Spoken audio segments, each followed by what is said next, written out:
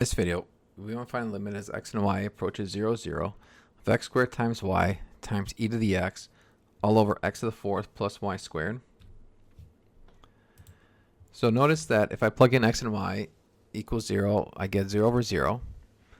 So this is a problem where we're going to show that the limit does not exist. And so we need to find the different paths to show that.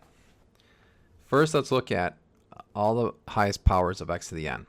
I have x squared on the top, x to the fourth, and y squared on the bottom.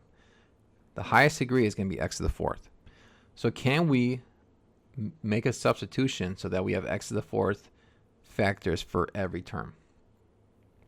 So what does y have to be so that x squared times y and y squared is x to the fourth? Well, y has to be x squared.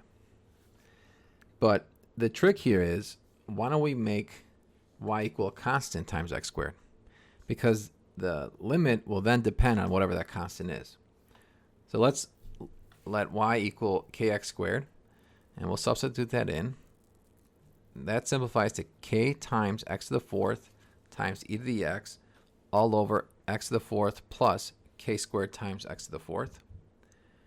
I can now cancel out the x squared, or x to the fourth, to get k times e to the x all over 1 plus k squared.